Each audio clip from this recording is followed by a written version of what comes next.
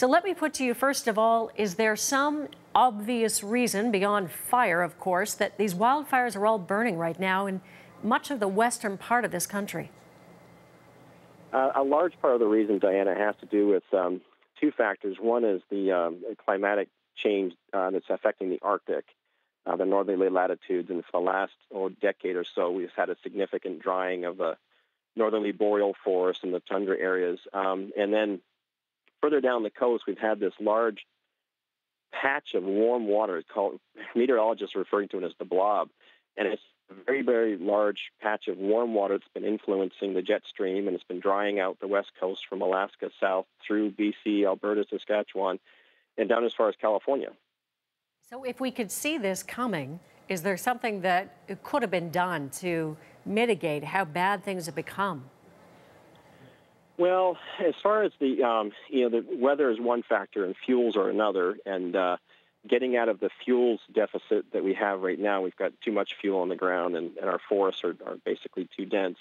That's a century-long process to get out of that, so it's going to take time to do that. But we certainly haven't been very aggressive in dealing with the fuels issue.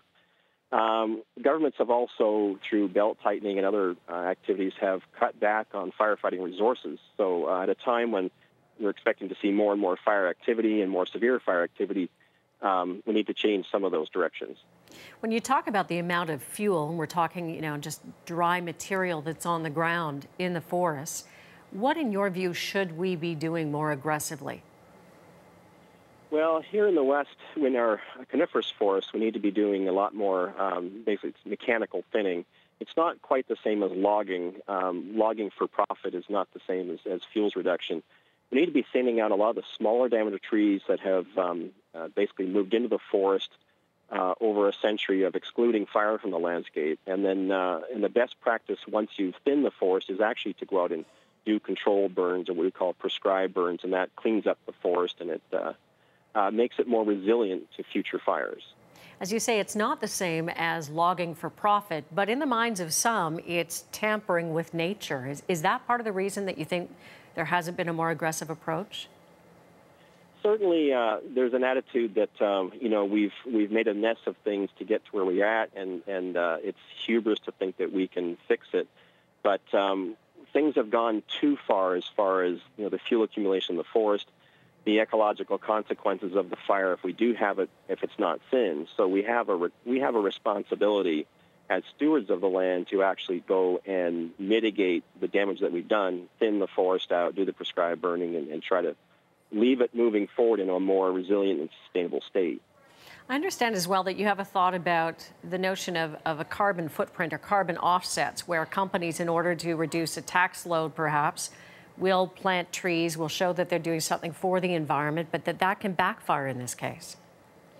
Well, certainly if our landscape is drying out, then the strategy of planting more trees is not really the solution. If you want to be capturing carbon for the proper benefits of storing CO2, then you need to be doing it in places where we're not likely to have fires. But planting large densities of trees in places where they really don't have a chance of living through the rotation, or conversely, we have to protect them by putting out more fires down the road, that's not really going to work.